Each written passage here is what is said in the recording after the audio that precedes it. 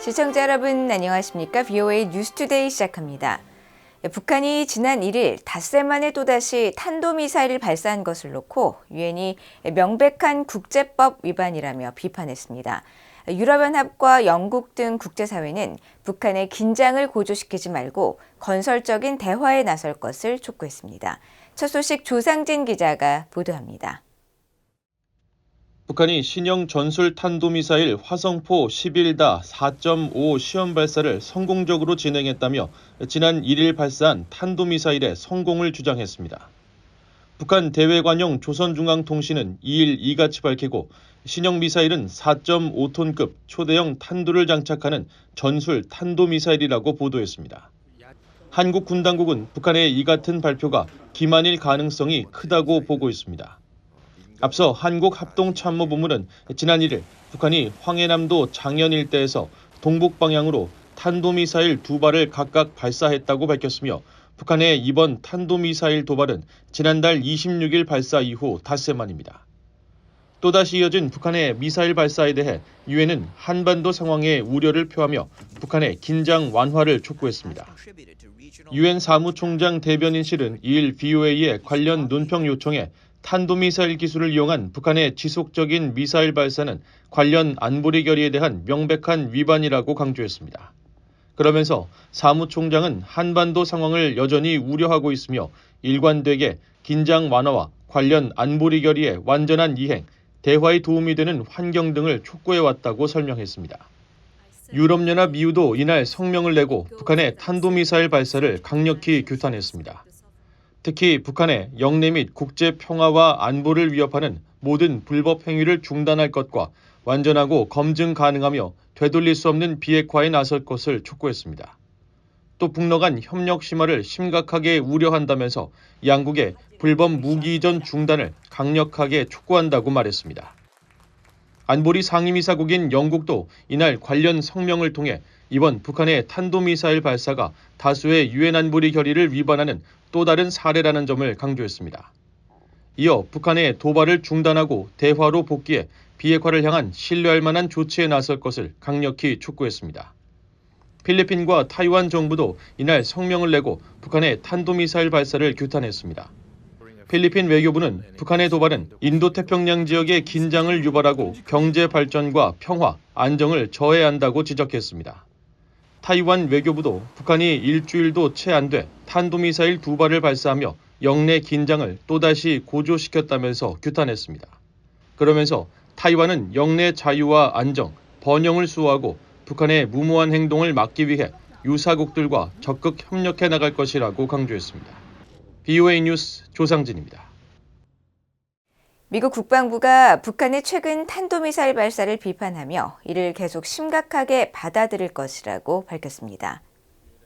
패트릭 라이더 국방부 대변인은 2일 정례 브리핑에서 닷새 만에 재개된 북한의 탄도미사일 발사에 대해 우리는 이러한 종류의 불안정을 야기하는 파괴적인 행동이 무책임하다는 사실을 계속 강조하고 있다고 말했습니다. 이어 우리는 북한이 외교적 논의에 복귀할 것을 계속 촉구한다고 강조했습니다. 또한 이번 발사가 미국이나 영내 동맹국 또는 파트너에 위협을 가했다는 평가는 없었지만 우리는 이를 계속해서 심각하게 받아들일 것이라고 밝혔습니다. 한편 라이더 대변인은 로이드 오스틴 국방장관이 오는 9일부터 11일까지 워싱턴에서 개최되는 북대서양조약기구 나토 정상회의 기간에 한국과 일본, 호주, 뉴질랜드 등 인도태평양 파트너들과 나토와의 실질적인 협력을 강화하기 위한 논의에 참여할 것이라고 말했습니다. 최근 탄도미사일 발사 시험에 성공했다는 북한의 주장은 신뢰하기 어렵다고 미국의 전문가들이 지적했습니다. 반벤디펜 전 국무부 국제안보 비확산 담당 수석 부차관보는 2일 VOA에 북한이 지난달 26일 성공적으로 진행했다고 주장한 다탄두 미사일 발사 시험은 실패했을 것이라면서 다탄두 미사일 시험이라면 더 높은 비행 고도와 시간이 필요한데 한국군 당국이 공개한 영상에 따르면 북한이 발사한 미사일은 비행 시간이 짧고 낮은 고도에서 폭발했기 때문이라고 밝혔습니다. 로버트 피터스 헤리티지 재단 핵 억제 및 미사일 방어 연구원은 최근 잇따른 북한의 탄도미사일 발사가 실패했을 것으로 추정하면서도 북한은 이번 시험에서 관련 자료들을 얻었을 것이며 이 같은 탄도미사일과 순항미사일 발사 시험을 계속할 것이라고 전망했습니다.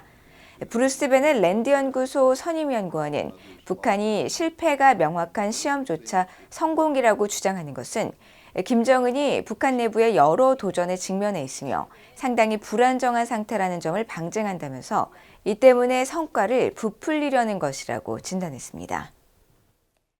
미국 국무부와 국방부의 새 회계연도 활동과 예산 규모를 설정하기 위한 지출 법안이 하원 의회를 통과했습니다. 이번에도 북한에 대한 직접적인 지원을 금지하는 내용이 포함됐습니다. 이조은 기자가 보도합니다. 미국 공화당이 다수당인 하원이 최근 본회의에서 2025 회계연도 국무지출 법안을 찬성 212표, 반대 200표로 의결했습니다. 일 의회 기록 시스템에 따르면 지난달 28일 하원을 통과한 법안은 국무부 활동 및 프로그램에 총 517억 달러의 예산을 책정했습니다. 2024 회계연도 수준에서 76억 달러 삭감됐으며 조 바이든 대통령이 의회에 요청한 금액보다는 123억 달러, 20% 가까이 낮은 수준입니다. 북한과 관련해선 전 회계연도와 마찬가지로 대북방송과 인권 증진 관련 활동에만 예산을 지출하도록 했습니다. 미국 정부의 직접적인 재정 지원이 금지된 나라는 북한과 이란, 시리아, 쿠바 등 4나라입니다. 법안은 구체적으로 북한 인권 관련 예산 지출이 민주주의 기금과 경제지원 기금을 통해 집행되도록 했습니다. 또 대북방송과 관련해선 방송 시간을 직전 회계연도 수준 이상으로 유지하기 위해 사용돼야 한다고 명시했습니다. 미국 정부는 그동안 북한 인권 증진 활동 예산을 대북방송 운용과 탈북난민 지원 등에 사용해왔습니다. 한편 북한 정부의 사이버 공격 역량을 지원하는 해외 정부에 대한 원조를 제한하는 조항도 또다시 법안에 담겼습니다. 북한 정부의 악의적인 사이버 공격 역량에 실질적으로 기여하는 상당한 거래에 관여한 것으로 판단되는 해외 중앙정부에 대한 원조에는 국무 예산 사용이 제한될 수 있다고 명시한 겁니다. 이번 법안과 관련해 하원 세출위원회 국무담당 소위원장인 마리오 디아즈 발라트 의원은 표결에 앞선 본회의장 연설에서 법안의 우선순위는 동맹 지지라고 강조했습니다. You see, the priorities in this bill are crystal clear. If you are a friend or an ally of the United States, this bill supports you.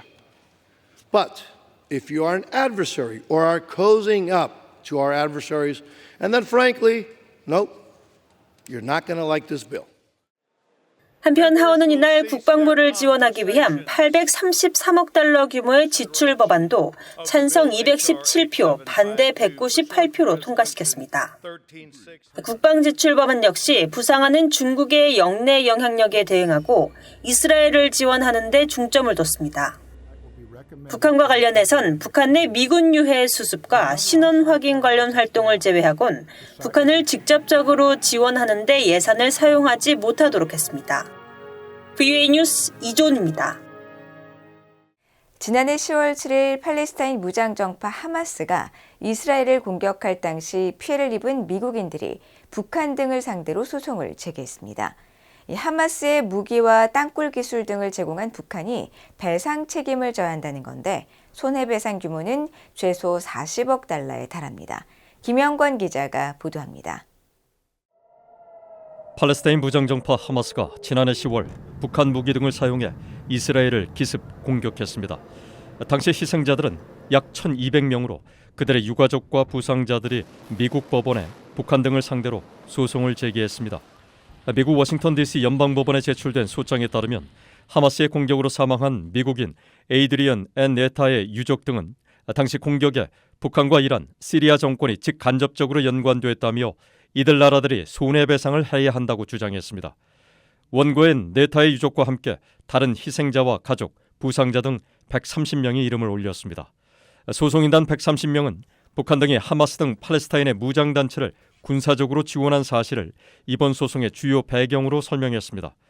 특히 북한에 대해선 수십 년 동안 이스라엘의 테러 공격과 연계된 팔레스타인의 무장 정파를 지원해왔다고 지적하면서 북한은 하마스와 헤즈볼라 등 이란의 대리단체를 지원하고 지난해 10월 7일 공격에선 물질과 재원을 제공했다고 지적했습니다.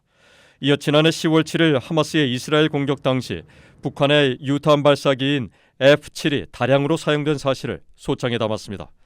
특히 이스라엘군이 하마스 테러리스트들로부터 북한산 무기를 대량으로 회수한 사실과 하마스가 10월 7일 공격에서 사용한 대전차 로켓을 만들기 위해 F-7의 용도를 변경한 사실이 언론을 통해 보도됐다고 밝혔습니다. 또 하마스의 F-7이 북한산이라고 밝힌 한국 국가정보원의 발표도 포함시켰습니다. 앞서 VOA는 이스라엘 현장 취재를 통해 하마스가 북한산 유탄 발사기를 살상력이 더 큰 대전차 무기로 개조한 사실을 확인하면서 F-7 내부 부품에 적힌 한글도 발견해 보도했습니다. 이후 한국 국정원도 VOA의 보도가 사실이라고 밝혔습니다. 이번 소장엔 북한 정권이 하마스의 대규모 땅굴 건설을 도왔다는 내용도 담는 등 북한과 하마스의 연계성에 많은 초점을 맞췄습니다. 이에 따라 소송인단은 북한과 이란, 시리아가 배상금 10억 달러에 더해 징벌적 손해배상 30억 달러 등을 배상해야 한다고 주장했습니다. 이번 소송과는 별도로 이스라엘의 니사나 다르시안 라이트너 변호사는 지난해 말 VOA에 북한을 상대로 소송을 제기하겠다고 밝힌 바 있어 추가 소송 가능성도 있습니다. Fortunately, Hamas killed 1,200 people in October 7th, and there are some Americans who were killed, and therefore they have a right to sue North Korea. So they gave weapons to Hamas. They are responsible for the damages that Hamas carried out during this massacre. 미국 법원은 과거 여러 차례 북한의 손해배상 판결을 명령했습니다. 1972년 이스라엘에서 발생한 적군파 테러 희생자의 가족은 북한 당국이 적군파 요원들에게 숙식과 통신 장비 등을 제공했다고 주장해 2010년 3억 달러의 배상 판결을 받았습니다. 또 지난 1968년 북한에 납치된 미국 해군 정보 수집함 푸에블로호 승조원과 가족, 유족 등도 북한을 상대로 소송을 제기해 약 24억 달러의 배상 책임을 이끌어냈습니다. 오토 원비어의 부모가 제기한 소송과 대북제재 위반 선박 와이즈 어네스트 호에 대한 미국 검찰의 몰수 소송 등도 북한 정권을 미국 법원에 세워 승소했습니다. VOA는 유엔 주재 북한 대표부에 이번 소송에 대한 입장을 문의하고 답변을 기다리고 있습니다. VOA 뉴스 김영권입니다. 유엔의 제재 명단에 오른 북한 선박이 최근 항구에 입항한 뒤 억류되지 않고 무사 귀환한 것으로 나타났습니다. 선박의 위치 정보를 보여주는 마린 트래픽 지도에 따르면 유엔의 자산 동결 대상인 갈마호는 현지 시각 지난달 30일 오후 4시 45분경 산둥성 룽커우항에서 위치 신호를 발신했으며 약 1시간 뒤인 오후 6시 룽커우항을 벗어나 북한으로 향했습니다. 유엔 안보리는 지난 2018년 북한의 운송회사인 평천쉬핑앤마린을 제재하면서 이 회사가 소유한 지성 8호 등에 대해선 자산 동결을 명령했으며 이후 북한은 지성 8호의 이름을 갈마호로 바꿨습니다. 현재로선 중국 정부가 갈마호에 대한 입항 금지나 자산 동결, 즉 이 억류 조치는 취하지 않은 것으로 보이며 갈마호는 룽커우항을 출항한 지 약 하루 만인 1일 오후 6시 20분경 북한 남포항 인근 해역에 도착했습니다. VOA는 중국 정부에 관련 내용을 문의한 상태로 현재 답변을 기다리고 있습니다. 러시아 회사가 북한 라진항에서 중국으로 석탄을 운송해줄 선박을 수배하는 공고문을 3번째 배포한 것으로 확인됐습니다. VOA가 1일 입수한 선박 수배 공고문에 따르면 러시아산 석탄 15,000톤을 북한 라진항에서 중국 다롄항으로 운송해줄 선박을 물색 중이라는 기존과 동일한 내용이 담겼습니다. 이 같은 공고문은 지난달 러시아 회사의 의뢰를 받은 선박 브로커가 첫 공고문을 낸 이후 3번째로 3번씩이나 공고문이 배포된다는 것은 아직까지 선박 수배가 이루어지지 않고 있음을 의미합니다. 앞서 BOA는 지난달 8일 선박 브로커가 이메일 등을 통해 선박업계 관계자 등에게 배포한 공고문을 입수해 보도한 바 있으며 선박업계는 자칫 북한으로 입항했다가 미국 등 일부 국가로부터 독자 제재를 받는 상황을 우려해 응하지 않고 있는 것으로 전해졌습니다. 유엔 안보리는 지난 2017년 북한산 석탄 수출을 금지하는 결의를 채택하면서 북한과 러시아가 합작으로 운영하는 라진 하산 일대에서 선적되는 러시아산 석탄에 대해선 제재 예외가 인정된다고 명시했으며 이에 따라 공고문에 명시된 석탄 15,000톤이 실제로 러시아산이라면 유엔의 제재 대상은 아닙니다.